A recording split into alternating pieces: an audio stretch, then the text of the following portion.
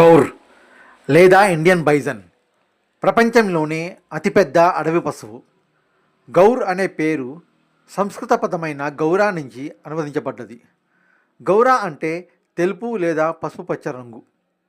వీటి కాళ్ళ చివరిలో ఉండే తెలుపు రంగును ఇది సూచిస్తుంది. ఈ పశువులు సౌత్ ఏషియాలోని మన భారతదేశంలో అత్యధికంగా కనిపిస్తాయి. ఇక్కడే కాకుండా సౌత్ ఈస్ట్ ఏషియాలోని Laos, China, Cambodia, Thailand, Nepal, Bhutan, Vietnam మరియు మలేషియా దేశాల్లో కూడా కనిపిస్తాయి. గౌర్లు తల నుంచి తోక వరకు 8 అడుగుల నుంచి 11 అడుగుల వరకు ఉంటాయి. ఆడవైతే ఎత్తులో 5 అడుగుల 7 ఇంచులైతే మగవి 6 అడుగుల 2 ఇంచుల వరకు ఉంటాయి. మగవి ఆడవాటి కన్నా కొంచెం పెద్దవి.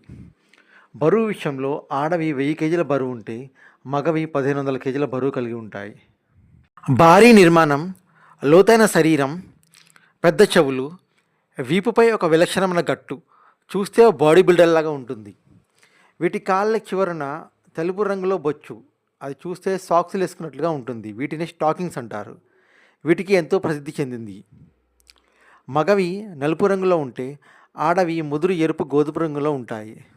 అడవిలో వీటి జీవితకాలం 25 నుంచి 30 సంవత్సరాల వరకు ఉంటుంది.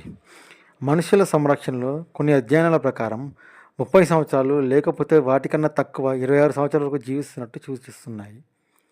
ఆడవి మగవాటి కన్నా ఎక్కువ కాలం జీవిస్తాయి. ఇవి శాకాహార జంతువులు. గడ్డి, ఆకులు, రెమ్మలు, పువ్వులు మరియు పండ్లతో కూడిన విభిన్నమైన ఆహారాన్ని మేస్తుంటాయి.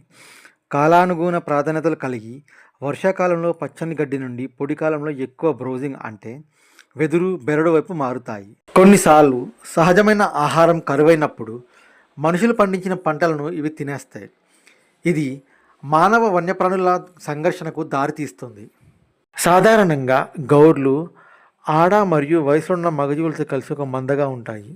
ఈ మందను తల్లి గౌర్లు నడిపిస్తాయి. ఈ మందలో 12 నుంచి 30 వరకు ఉండొచ్చు, లేదా అతిపెద్ద సమూహం 50 వరకు ఉండొచ్చు. మగవి సంచార జాతులుగా ఉంటాయి.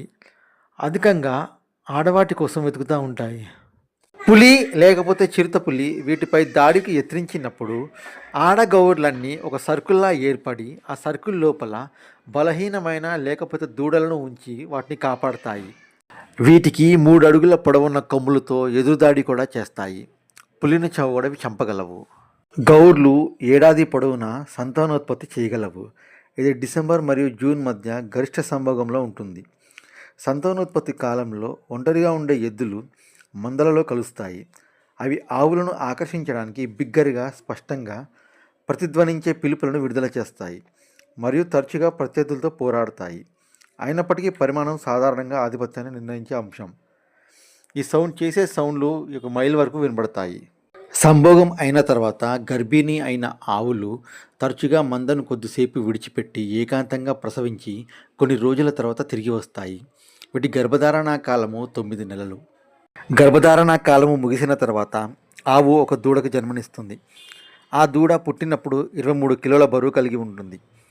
ఆ దూడకి 12 నెలల వయసు వచ్చే వరకు పాలు ఇస్తుంది తల్లి. ఆ తర్వాత మానేస్తుంది. ప్రస్తుతం ప్రపంచంలో వీటి జనాభా 30 నుంచి 35 వేల దాకా ఉండొచ్చని అంచనాలు చెప్తున్నాయి. ఇందులో అధిక శాతం అంటే 85% మన భారతదేశంలోనే ఉంటాయి. మన భారత రాష్ట్రాలైన గోవా ఇంకా బీహార్ రాష్ట్ర జంతువులు. గత కొన్ని దశాబ్దాలుగా వీటి జనాభా 70% వరకు తగ్గింది.